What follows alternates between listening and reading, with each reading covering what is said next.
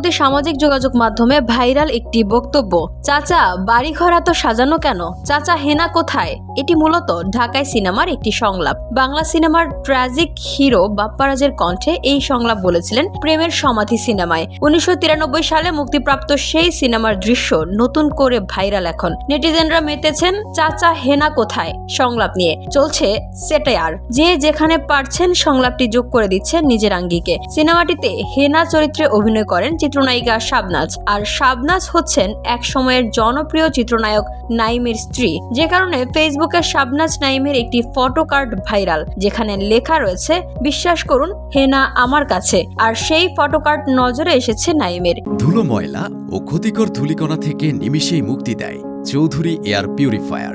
এর শক্তিশালী সাকশন ঘরের কোনায় কোনায় লুকিয়ে থাকা সকল ধুলা টেনে ফিল্টার করে এবং বের করে আনে নির্মল ও স্বাস্থ্যকর হাওয়া। স্বাভাবিক কারণেই বিষয়টি উপভোগ করেছেন এই তারকা দম্পতি। ভাইরাল সেই সংলাপের স্রোতে গা ভাসালেন নাইমও। তিনি বললেন, আসলেই তো হেনা তো আমার কাছেই। এই সিনেমা যখন হয়েছে তার আগেই আমার ও শাবনাজের বিয়ে হয়ে গেছে, অর্থাৎ হেনা আমার হয়ে গেছে। নাইম আরো বলেন, সিনেমার ভিডিও ক্লিপ হঠাৎ কোথা থেকে সামনে এসেছে কিছুই জানি না, তবে এই সিনেমা যে মানুষ মনে রেখেছে, সংলাপ থেকে সংলাপ, গান সবই উপভোগ করছে, এটা ফেসবুকের বিভিন্ন ধরনের মন্তব্য পড়ে বুঝতে পারছি। আমাদের বাচ্চারাও ভীষণ মজা পাচ্ছে, সবাই মিলে আমরা ভীষণ উপভোগ করছি। শিল্পীর এটাই সবচেয়ে বড় অর্জন।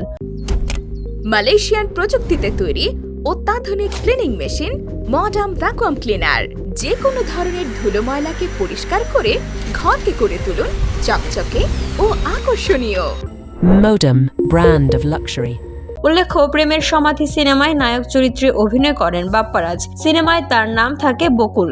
দীর্ঘদিন পর বাড়ি ফিরে প্রেমিকা হেনার বাড়ি সাজানো দেখতে পান। তিনি হেনার বাবাকে জিজ্ঞেস করেন, চাচা বাড়ি ঘর এত সাজানো কেন, চাচা হেনা কোথায়। জবাবে চাচা বলেন, হেনাকে তুমি ভুলে যাও, হেনার বিয়ে হয়ে গেছে। বকুল তখন আবেগ আপ্লুত হয়ে বলেন, না না, হেনার বিয়ে হতে পারে না, এ আমি বিশ্বাস করি না। এরপর প্রেমের সমাধি ভেঙে মনের শিকল ছিঁড়ে পাখি যায় উড়ে যায় গানটি বাজতে থাকে। প্রসঙ্গত 90 দশকের দর্শক নন্দিত জুটি নাইম শাবনাজ 1991 সালের 4 অক্টোবর এহেতেশাম পরিচালিত চাঁদনি মুক্তি পায়। সিনেমাতে অভিনয়ের মধ্য দিয়ে চলচ্চিত্রের নাইম শাবনাজ জুটির অভিষেক হয়।